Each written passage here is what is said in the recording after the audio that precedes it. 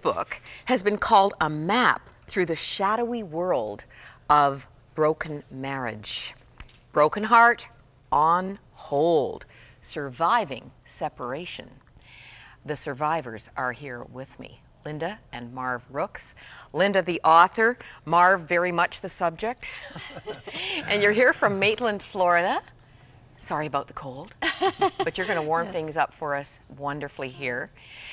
You two married December.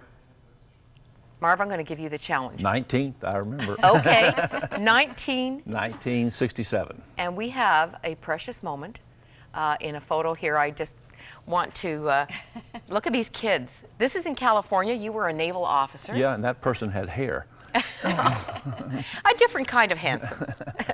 You were very much in love. And maybe the most significant statement you make in the book, Linda, right at the get-go is, actually, I think, Marv, you said this, divorce would never be part of your vocabulary. It just was not a place you would consider going. What happened? What happened to a sweet romance and a wonderful marriage 20 years later? Well, I think the basic problem underlying it was that we were very happy. We had a really good marriage. We had two beautiful daughters, and we had a lot of fun family time and everything like that. But basically, we were not resolving conflicts. I mean, we were shuffling things under the rugs. We were not dealing with them. And you can only do that for so long, you know, and so the layers started building upon one another, and we got to a point where we were having conflict, but we didn't even know what we were really basically having conflict about. We were having conflict about the conflict about the conflict about the conflict, you know. And I think this happens with a lot of marriages. I don't think we're alone. You know, now that we're ministering to people, we see this a lot. And so there came a point where it just fell apart. And one Easter afternoon, my husband left, and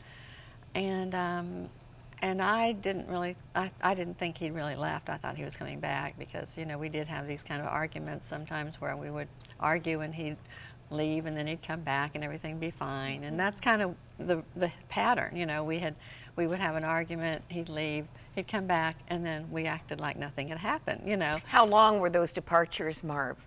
Very short prior to this one she's talking about now at Easter. Yeah, So you didn't think this was the real deal? No, You had no idea this would be a 3-year separation? No, heavens no. No, I certainly didn't. And you know, the ham was still in the oven. We were still planning dinner and all that, you know, and I kept waiting for him to come home. He didn't come home. And then I thought, well, maybe he's just trying to make a point, you know. And so I didn't really take it seriously, really, for about 3 days. And then after 3 days, I thought, wait a minute, you know, he's really not coming home. And that was the beginning. Marv, what was going on in your heart and mind? I just wanted to run away, like a lot of people. And I grew up kind of in the Father Knows Best culture, you know, where everything should just be happy and pleasant. And my culture, I grew up in a very loving home, but we did not resolve conflict. It was kind of peace if at all possible. So the pain and the contention was just stuffed away. So. It was. And the pain got to be so unbearable at home, at least from my perspective, that I felt like if I could just isolate myself and run away, I had a condominium my parents owned that I could go to. I felt like that would give me peace. Now, you're both believers in Jesus Christ at this time? Yes, we were both Christians. Yes. Mm-hmm. I was appreciating all the vulnerability in your book, Linda. But when you said, finally, I cried out to God in despair. Neither of you went to God first in the midst of the mess. That's probably, I can probably think that's accurate. You know, I mean, first of all, you're trying to deal with it on your own. You know, it's like, what is happening? Why is he doing this? And you know what? That's another thing that happens so often, and certainly happened with us, is the blame. You know, why is he doing this? You know, and one of the things that you know, I talk about in the book is the fact that, you know, I actually went a whole year thinking it was all his fault. you know, and it was actually a year later when it was like one night in the middle of the night, it was like the scales fell off my eyes and I woke up and I saw myself in ways that I didn't like, and I thought, it's not all his fault. And from that point on, that's probably when the restoration really could began. begin. Yeah. Each owning a part in the problem. Right.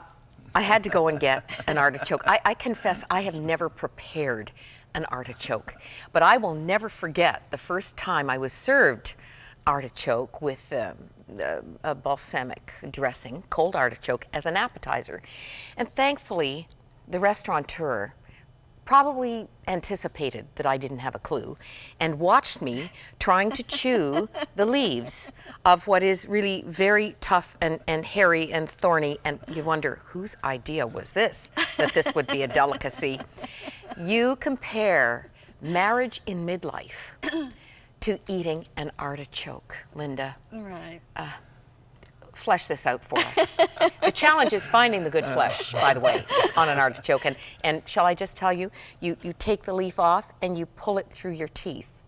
And it is worth it eventually, isn't it? Right, right. Yeah, at the beginning of the first ones, you kind of just pull off the little bit of the skin there on the artichoke, on the leaves there.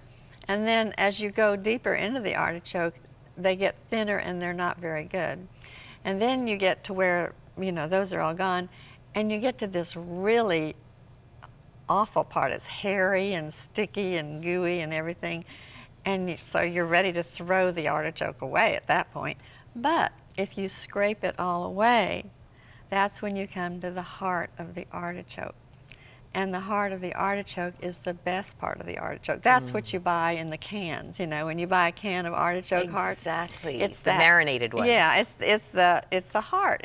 But you have to get through that hairy, jucky stuff to get to the heart. And so somewhere in history, some courageous person went mining. Who was the first one? Figured it out. Yeah, discovered a great treasure. It This is very significant because we're hearing about the 27-year itch. Marriages are falling apart after a lot of history, and in your book you highlight probably the biggest issue is boredom. Boredom. Not having taken time for each other, and it just ceases to be a fulfilling shared life. Right, right. And you're going in different directions, you know, starting when the children are young. You know, the husband is getting involved with his work, the mother's getting involved with the children, and then you get towards the empty nest and it's like you're looking at each other and who is this, you know?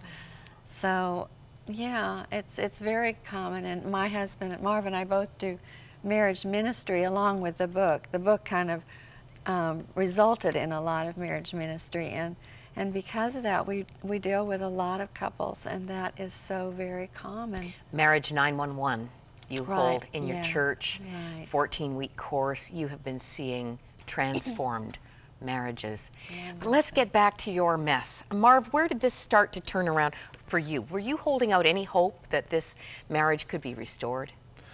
I did. The big mistake I made was isolating myself.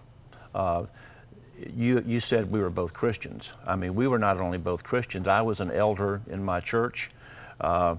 I felt like I had a certain image, you know, that I wanted to maintain, and everyone looked at Linda and I and our daughters and said, oh, look at them, there's the perfect couple. And there's so many people out there now in churches who are trying to maintain the image of the perfect couple who are just hurting.